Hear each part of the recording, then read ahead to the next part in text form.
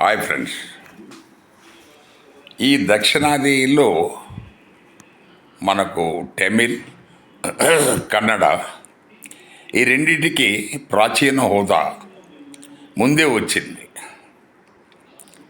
మనకు తెలుగుకు ప్రాచీన హోదా వాళ్ళు కేంద్ర ప్రభుత్వం ఇవ్వడానికి ముందు ఒప్పుకోలేదు.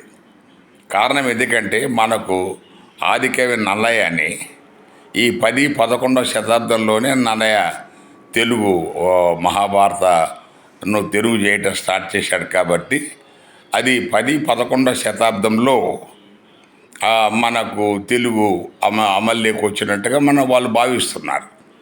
కానీ 575లోనే మనకు కర్నూలు జిల్లాలో మనకు ఈ కల్లమల అనే గ్రామం ఎర్రగుడి దగ్గర, ఇది బనగానపల్లె మండలంలో ఉంది.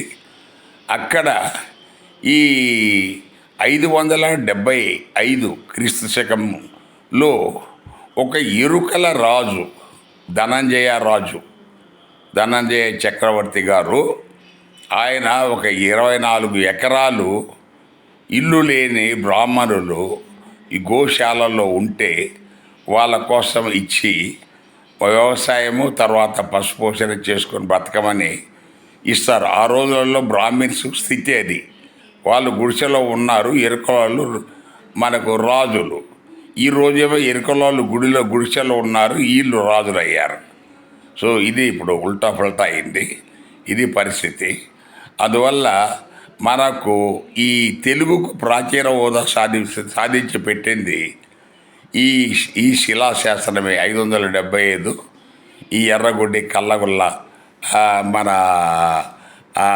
కల్లమల్ల గ్రామంలో ఉన్న శిలాశాసనమేనని, అది ఒక ఎరుకల రాజు గారు వేయించారనేది మాత్రం పాఠకులు గమనించాలనేది మా విజ్ఞప్తి. Thank you.